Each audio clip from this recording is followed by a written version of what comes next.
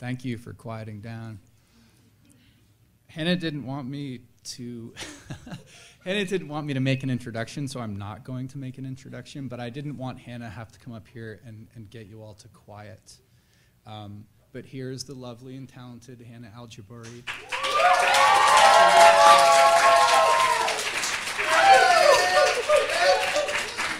All right, hey guys, thank you for thank you all for coming. This is an incredible turnout. I could not imagine this many people being here. So first of all, thank you. And this is so exciting. I'm so excited to share this with you. I speak on behalf of myself and the rest of my staff that I've gotten the great pleasure of working with all year when I say that I hope you all enjoy this just as much as we enjoyed making it. It was a wonderful, wonderful process. And I'm assuming if you're here, you probably already have somewhat of a gist of what the Aonian is. But if by chance you maybe just heard that there's like free food somewhere on campus and you came by it, that's great. But I'll just give you just a little blurb about what we are. We are the Hendrix College Literary Magazine, and we are completely student-run, student publications. Everything you see in here came from your peers and everyone that you walk by every single day on campus, which is amazing. This is like a 160-page book that just showcases so much art, so much poetry, and so many stories, and you all should be very proud of yourselves because this is absolutely beautiful. And so I think without further ado, I'm going to go back there and do the unveiling, I guess officially, if that could sound any cheesier, I don't know. But you all can stay exactly where you are, and we're going to bring the books up to you all. So just stay where you are and just bear with us. This might take a couple minutes, and if y'all want to help pass them out, we'll do that right now.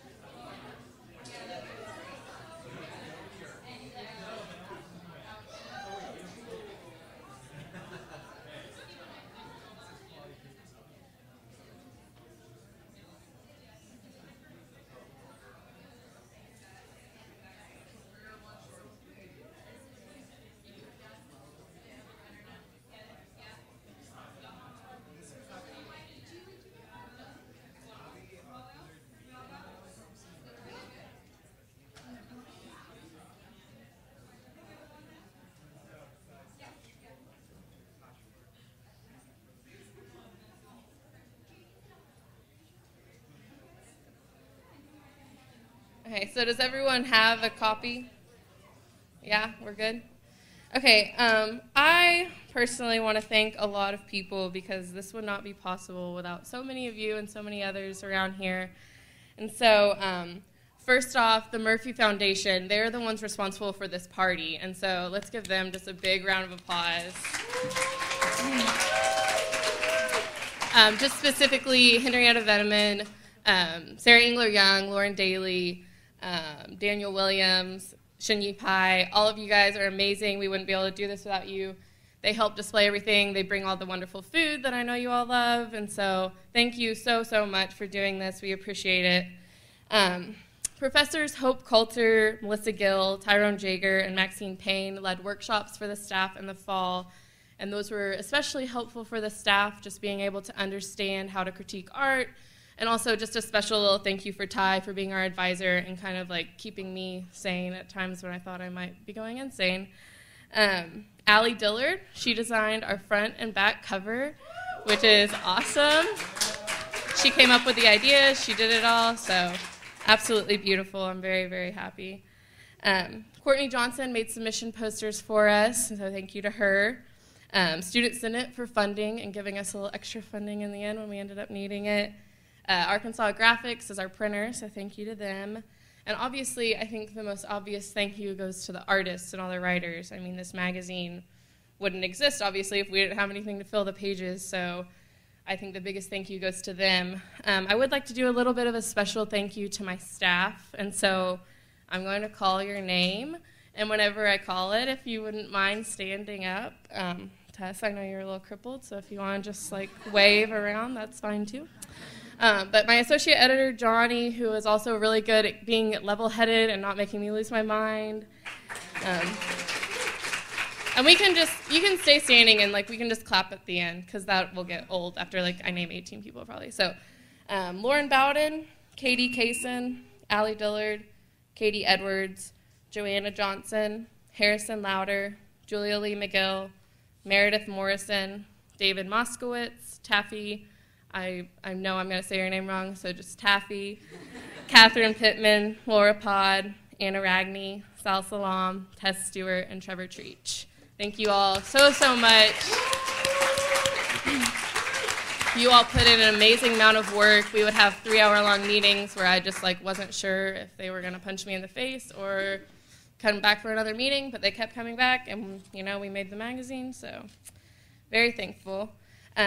I'm going to read the editor's letter just because I think it kind of does a good synopsis of what I, as the editor, kind of wanted this magazine to be about and really stand for. So, as the train comes, of course. But with the release of this year's Aonian, we have reason to celebrate. Last year's 2010-2011 Aonian won first place at the Southern Literary Festival for College Literary Journals.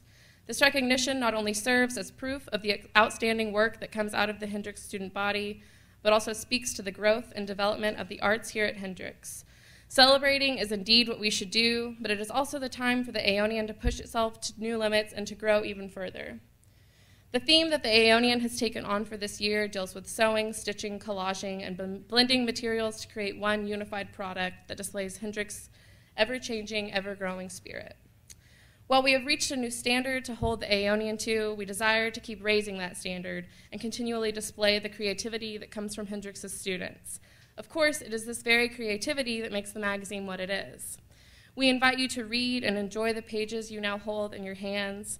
We ask you to think about the merging of all these pieces together, the binding of the spine of the book that turns it into one unified product. Consider these pieces sewn together with the thread of creativity and the possibility to always become something different and something magnificent. So I will explain the contest. If you all haven't already came up here and looked, everything is divided into 5 genres, and then we have outside judges that are non-Hendrix affiliated usually, but kind of still within the Conway community because we like to keep that kind of vibe going. And then they're sent all of our work that we decide to put in the magazine anonymously, and they pick an honorable mention, a first place, and a second place. And so our judges this year, for poetry we had Hadara Barnadov, prose we had Kevin Brockmeyer, hybrids we had Robin Becker, photography was Rita Henry, and our visual art judge was Eric Mantle. And so what we're going to do is now present some award certificates to the winners. They will come up here and accept it, and if you were a writer, you'll read your piece. If it's longer, you'll just read for about 5 minutes or so. Artists can just kind of speak about their work, show it, display it, whatever they want, the process. So we're actually going to go ahead and start with the hybrids group and work our way backwards. So if I can have Crystal Suit come up here to read her piece, Hymns.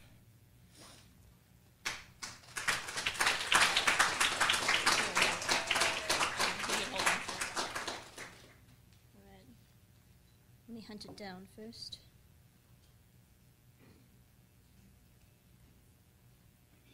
I guess I could use the table of contents.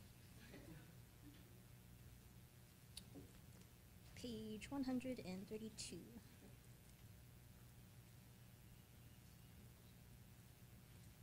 All right. Hymns. I have hymns you haven't heard. They are in the chest of drawers in the far corner of my bedroom, where we have done things before God in the name of love, things that have opened me to you in ways I did not know I could be opened. Sing them, you say, and I do. But now I cannot sing them in church before God, knowing you have heard them in the same voice that moans your name. They have become the sound of intimate embraces in new rhythms, with new sonority and ache. I wonder if they are still hymns at all. Thank you.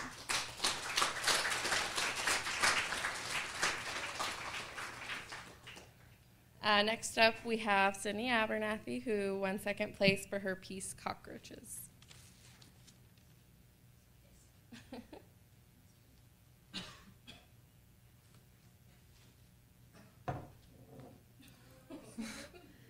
I think it's all right. Okay. Cockroaches. I'm going to make them pay rent, she used to joke with her friends over lunch. They would laugh and sympathize. Girl, I feel ya. With the fortune we're paying to go to this college, you'd think they could get some quality extermination going up in these shitholes. She'd laugh, but then she'd be disturbed by some faint activity beneath her skin, mostly at the nape of her neck. She would reach back and rub the anxious area with her hand, but she never really could put her finger on the feeling. Was it fear? It felt like guilt, but it itched like fear. Her grandma had left a bottle of Raid under the sink, the same grandma who had given her 2 cumbersome bottles of wasp spray in case of an attempted mugging or rape, because she'd read somewhere, or maybe she had just heard from Barbara, that they would spray with 3 times the force of mace.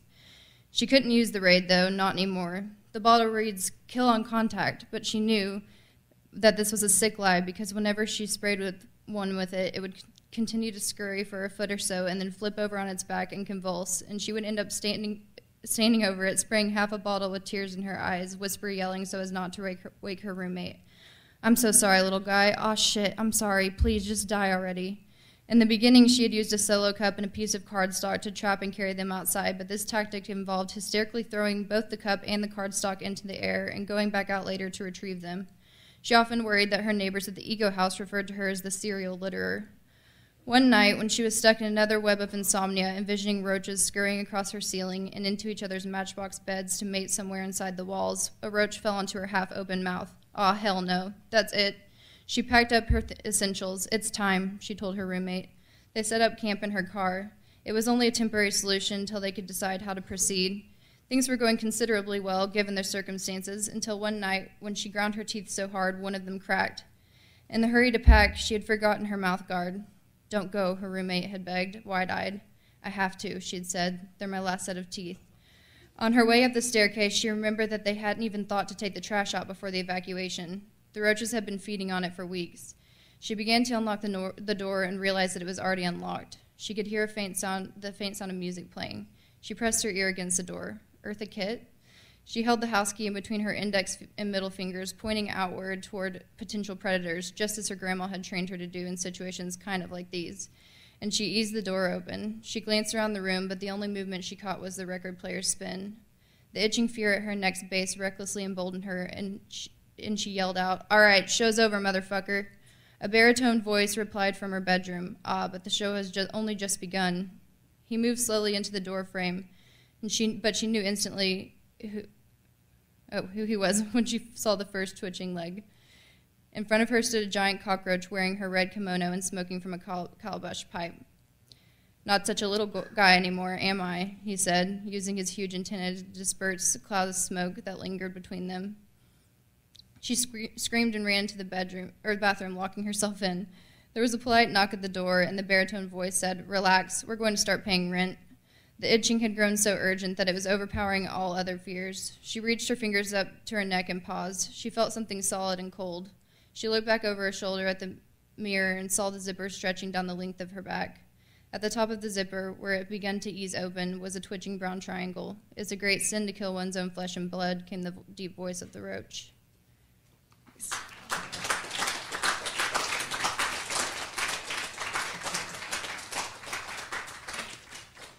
And our first place winner for hybrids is Lauren Bowden reading Orange Autopsy.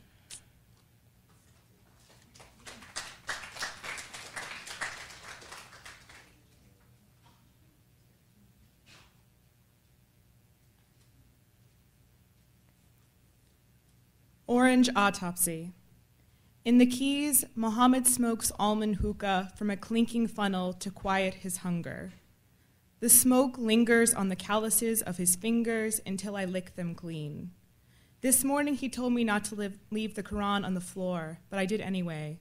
You'll hurt its skin, he said, but he uses dirty fingers to peel his fruit, and I don't understand the difference. When he comes home from the groves tonight and finds me on the balcony, my hijab tumbling off in pages, he is not so angry. He knows I am bored here.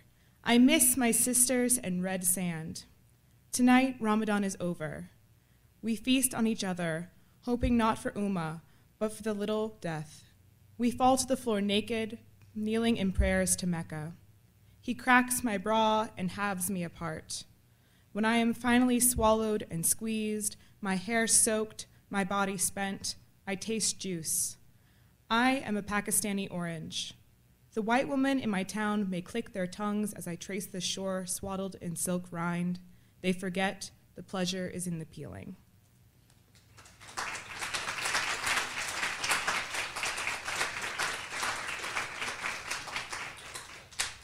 All right, we're gonna jump into the photography just to kind of mix it up a little.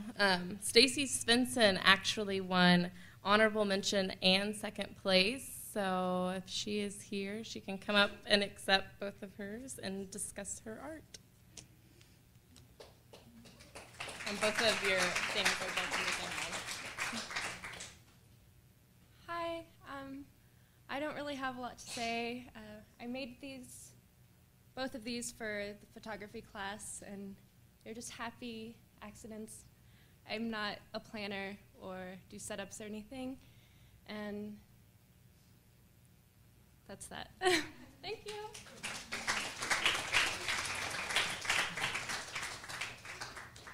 And our first place winner in the photography section is Sarah Poulin with This Picture Blows.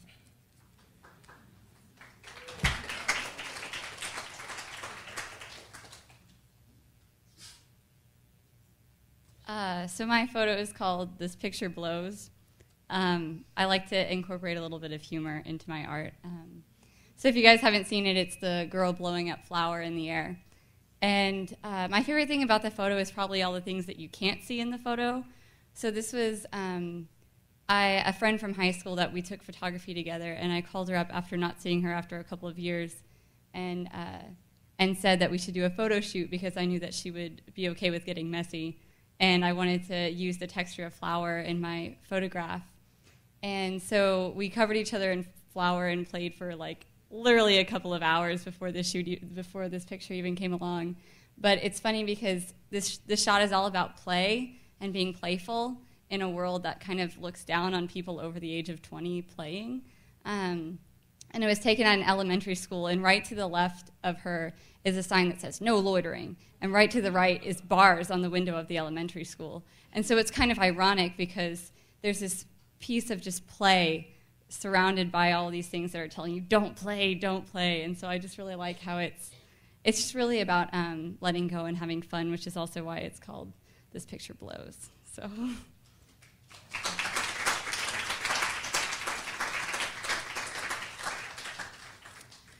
All right, if I can have Laura Classic come up here. She won honorable mention for her prose piece, Vocatio.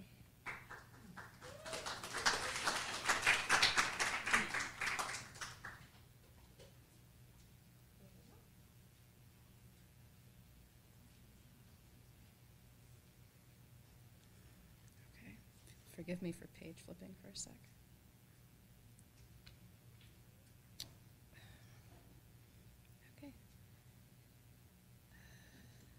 Vocatio. You should come, her phone blinked at her, screen bright on her tired eyes. No more hermiting. You need to get out and talk to people. Ree peeled off the blue latex glove on her left hand and tapped out a response, sweaty fingers leaving streaks on the phone. I've already told you, I'm too busy. The arms of the squid lay open on the blue, spongy wax, fanning out in graceful spirals from the beak-like mouth. A tongue with wicked spines hid within that mouth, ready to rasp and scrape and consume. It never would. The fumes of formalin fixative rose in waves, stinging her eyes and scouring her nose and mouth. She jabbed the red-tipped pen through the triangular lateral fin and sat back, coughing. The laboratory had sunk under water, with the light dim and cephalopods lurking all around. Squid, cuttlefish, nautilus, and octopi frozen in place, lined up in shining trays in rows so neat that her Uncle Ned, the Marine, would have difficulty finding fault. Flagella forbesi with its pearly skin, Sepia officinalis with its brown, black, and white pigmentation, Nautilus pompilus huddled in the first chamber of its shell, Octopus vulgaris with 8 suckering arms. The huge windows on the western wall gave the entire room the feel of an aquarium tank as pale false-dawn light filtered through them.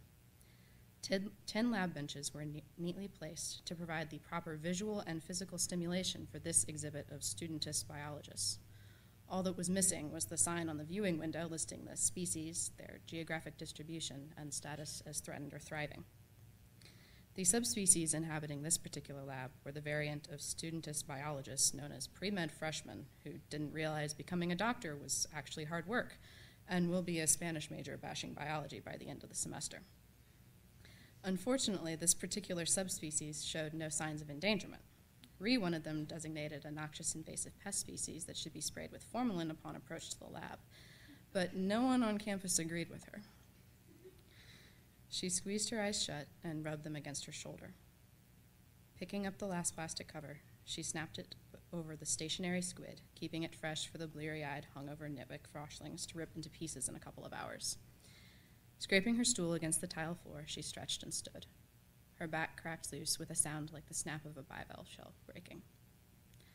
"Why a doctor?" she said. Stop there.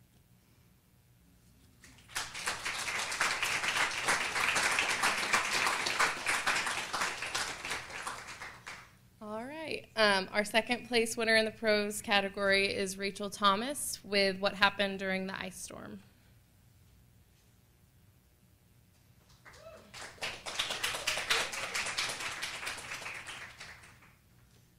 I'm starting partway through this, and you guys can try to follow along, but I'm incorporating a couple revisions, so you might have a little bit of difficulty.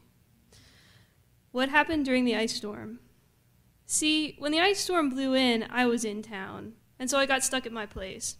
And my grandparents were out of town on the farm, and they got stuck there. When an ice storm sticks someone someplace, they stay stuck there. I couldn't even walk across my front yard for the first few days, it was so damn slick. And since the power was out, I couldn't call out to the farm and check on them. I just had to figure that Grandpa was making a fire in the stove, and that Grandma was fixing him her special bean stew, and that probably they were having a lot better of a time of it than I was, huddled in front of the cheesy ornamental fireplace in my house and eating SpaghettiOs out of a can. The house is too big for me, you see, and with my wife off and with the kids with her, that left a big cold space with little old me in there in the middle. And not even a dog to heat the place up because I'd left my coonhound with my grandfather out on the farm. I didn't think I was in any state to look after him properly, not right after Suzanne left. I wasn't in much of a state to look after myself, to tell the honest truth. But things were a bit better, and I was feeling a bit better till the ice storm hit. There ain't nothing like an ice storm to remind you how small and lonely you are. The whole world's just white silence, and you might begin to think that there weren't any other people that left out there, or at any rate, weren't any other people that cared about you. I wonder if maybe that's what my grandfather started thinking. See, the farm wasn't doing so good, and although I told him I'd take it over, he knew and I knew that that wasn't going to happen. As it was, Grandma Betsy wanted him to sell the place, and she would harp on him about it whenever the occasion arose. I imagine she was harping on him about it during the ice storm. There weren't much else for them to do except talk, so they probably talked quite a bit, by which I mean Betsy talked and my grandfather listened. He never did talk much. He wasn't that sort of man, but he thought a lot about things. I always knew when he started in to talk he was going to say something worth hearing, even if I didn't much want to hear it at the time. Didn't he warn me that Suzanne was going to take off with the kids? Wasn't he proved right? But then my grandfather was always a good judge of people, and he always knew when someone was getting seriously set on something. Anyway, I reckon they were talking, and my grandmother started to talk to him about how he really ought to sell the farm, and how they could buy a little condo in the retirement village on Table Rock Lake if only he would just sell it. And really, what good was keeping it anyway? It wasn't as if they were making any money, and they couldn't afford to feed the cows or keep up the pasture. So why not retire and buy a Prius or something like that, and Grandpa could golf, and Grandma could garden? I think that's Grandma Betsy's idea of heaven, but I know for sure that's my grandfather's idea of hell. See, what Grandma Betsy sort of forgot, or maybe made herself forget, is that Grandfather is an Ozark man. He grew up on that farm, back when he had to walk to school, and back when he didn't walk to school that often.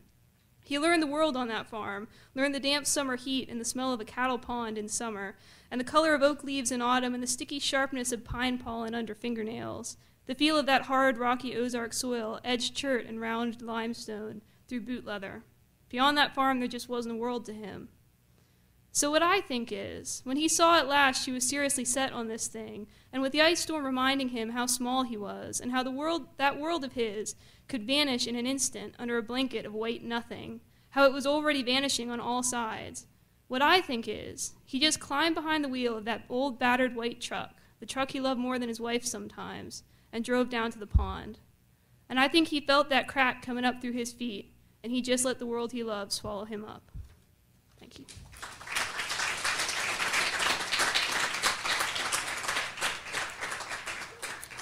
All right, and the first place winner in the prose division or category, I don't know, is Laura Pod with Pale Horse.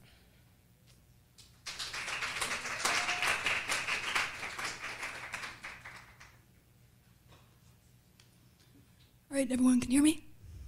Good. All right, this is Pale Horse. When pestilence rode into town, we weren't surprised, seeing as how war and famine had already been through and taken the teenagers and the cattle.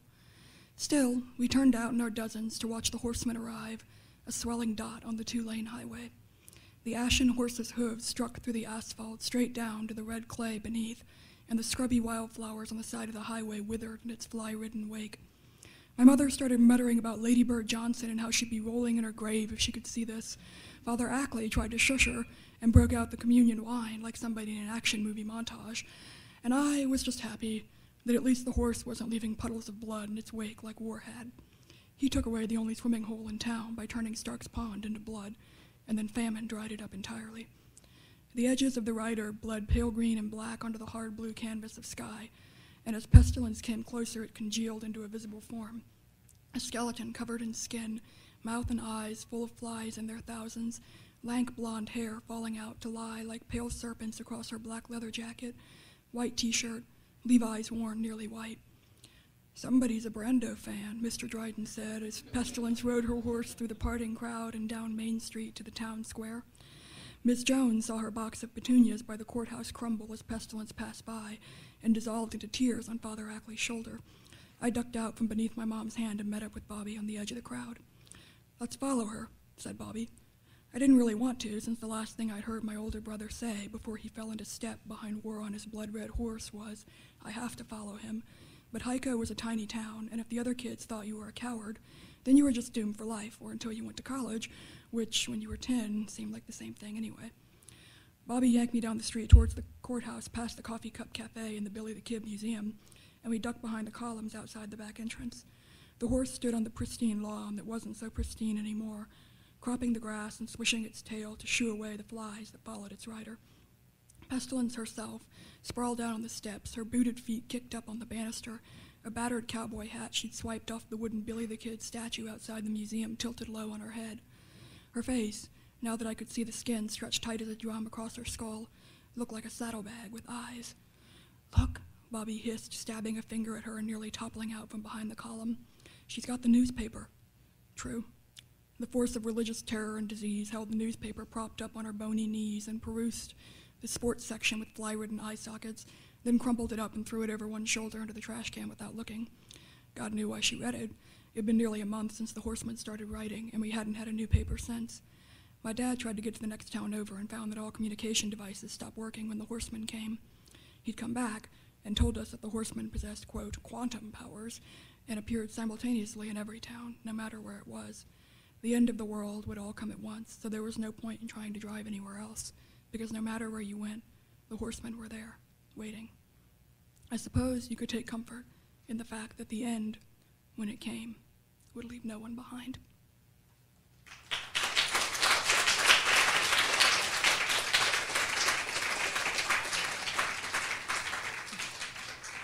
All right, the next genre we're going to look at is the visual arts, which kind of encompasses every other art genre besides the photography. So we get lots of printmaking, we get lots of paintings, drawings, just anything you can imagine, sculptures. So Nicole Morgan won honorable mention for her piece Desk. I don't know if she's here, though. She said she might not be able to come. No. Her piece is on page 95, if you all want to silently admire it without reading. I can't tell you anything about it. I didn't make it. But second place, we can move on. Anna Piratini won second place for Misfits in Space.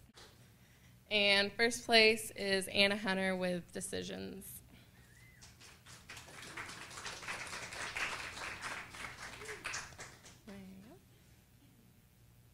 Hi. My painting is actually part of the senior show, which is still in Trishman, and everyone should go see it. It actually has two names. It's called Decisions, and it's also called Isolation Becomes You. And it pretty much embodies what my show is about. It's about how one can feel isolated in like maybe a room full of people or a room full of no one at all, because my male figure is kind of alone. And it's kind of documenting my struggle with mental illness and how I feel like connecting with other people is really hard to do. So yeah, that's it. It was done from life, and it's pretty large. But yeah, it's in Trishman, so okay, thanks.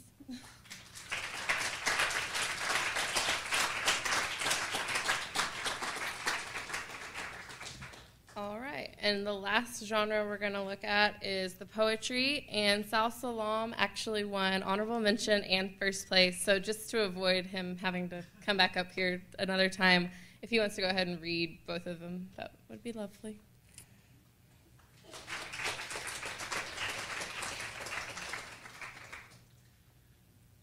Okay, so I'm glad this is not one of the clip-on ones because it's super inconvenient. But the poem I'm going to read first, Trousseau, is about my sister when she was getting married. I'm just giving you a bit of context because it's all foreign and exotic and all those great things. But yeah, so my sister was getting married, and if my mom had been around, she would have been sorting through her saris and buying new saris for my sister. But since she wasn't, I sort of stepped into that breach, and you know, it's probably the most memorable time of my life, and I'm glad this poem came out of it. So, Trousseau. The last time I was home, in the pleasant, toothless Dhaka winter, my sister and I dragged out the old Samsonite, that dusty behemoth of an expat childhood, from under her bed. It lay open at our feet, spiced with the careful, keen smell of mothballs. We went through my mother's saris, picking the ones that would go with Rinda to her new home, old joys made new for a new bride. This one, not shyingly unknowing of her mate, but in love and impatient. There were the saris she couldn't take, the ones bulleted with neat holes, the moths making a meal of them, we concluded amid laughter and sighs, were as primly ladylike as Ma had been. The tissue-thin handlooms, her Deshi event saris, the more transparent they are, the dearer, had weakened like old nerves. The gold-flecked purple one that she once wore to a Bangladesh Ladies Association lunch, and the standard red-edged white one for the Bengali New Year, the streets that day are clouds-edged with crimson, were among the rustling casualties of age and the exile to storage. Several of these fell apart when one on each end of the 6 yards, we gave them a slight tug to straighten them out. The cheap, serviceable Georgettes proved sturdier. Back in the day, they were for everyday wear, the wildflower-printed pink blues and mad striped orange blacks, for when she went grocery shopping in the cooked Arab sun, and when she bustled into the rearranged classrooms for our parent-teacher meetings, brisk and kind-faced and ready with questions as to how her son could do better at math, he had A's in everything else, and how her daughter could be more organized, more focused. She is well-behaved and tries hard, was not nearly good enough. Rinda says these are just right for the office, though the colors are just a touch faded, the frenzied prints not so bright as they used to be. Since these had been washed most often, in cycle after creaking cycle of our old-timey washing machine, and later with precise brutality by our efficient maid. No hand washing for the silks, of course. Dry cleaned, these gleamed, gem-like, wrapped in plastic. These were for parties, for weddings, to be worn with gold at the neck and gold at the ears. Rinda will wear them with pearls. She loads heavy jewelry. They don't have silks of this quality anymore, Baba often says. And indeed, the fuchsias, the reds, the silver-embroidered greens, the shimmering paisleys, the arabesques and leaves blazed rich like nothing we see in shops these days. Their softness and heaviness miraculous with heady glamour. The chiffons were in quieter pastels, the embroidery delicate, the fabric breath-light. These were our favorites, almost storybook in their hushed grace, the spun romance of their folds. I remember Ma in these, young and pretty every time she was done adjusting the rose-colored or the whispery blue pleats. These still, if we held them up to our faces, wafted her talc and the flowers of her perfume into the nooks of our minds. These are the ones I know my sister, still so young, limbs still sweetly clumsy, thought so often an unmade bed, will unfold years from now to venture, draped in the assurance of beauty, into the chill of a western evening. These are the ones she'll wear as she wakes into grace someday. Wife, maybe mother, but also and ever daughter, the wearer of her mother's life.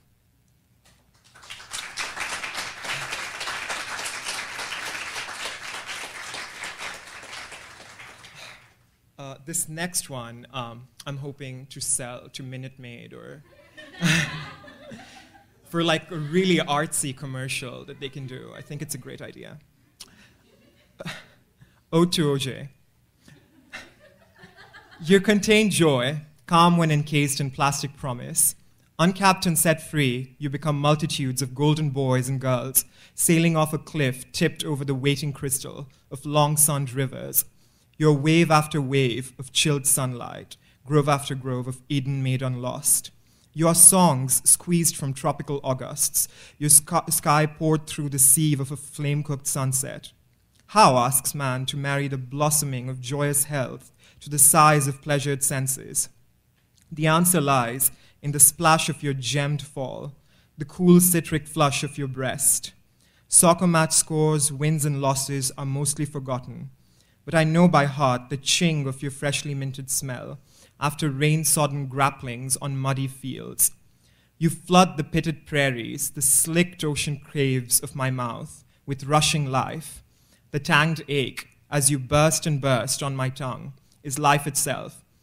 Bliss at the pang's heart, and at bliss's heart a pang. Thank you.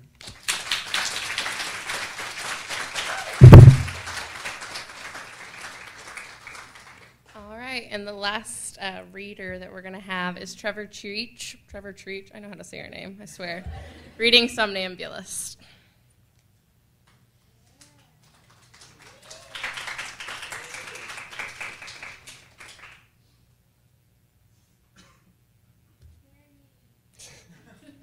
Tomorrow. Is there guacamole on my face? Okay. This is Somnambulist.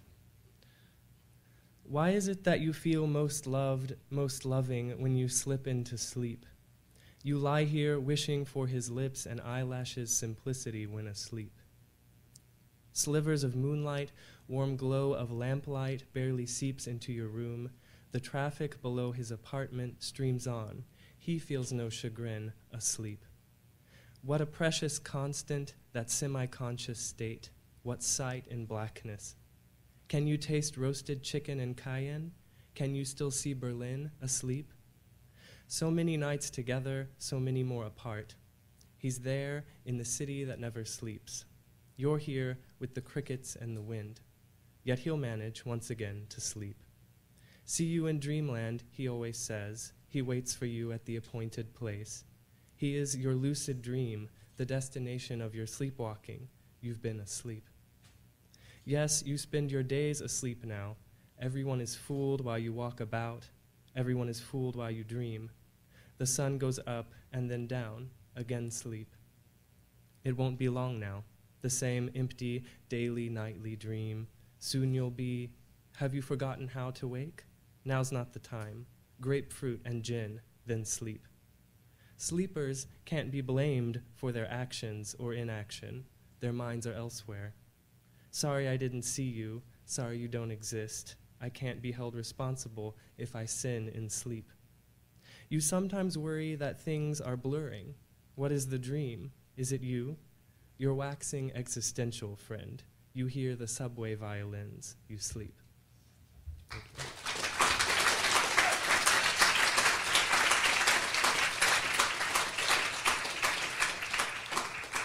All right, so thank you guys again for coming. I want to just say a couple of quick things before we dismiss. Again, you know, I've been a part of the Aonian for a while, and I'm very sad to be leaving and graduating. I can remember my freshman year, I wasn't on the staff, but I was like cool enough to think I could submit some poems, and then none of them got in. So, you know, it's a humbling experience in some regards, but here I am now, and I think, you know, I'm very proud of this, and I hope everyone in the magazine is very proud of it as well. I hope you all enjoyed it, and while I am sad to leave, I'm also very, very excited to sort of pass on the roles to, I guess, the next editorial staff, I could call it. Julia Lee McGill is going to be the editor-in-chief next year, and Allie Dillard is going to be the associate editor. So.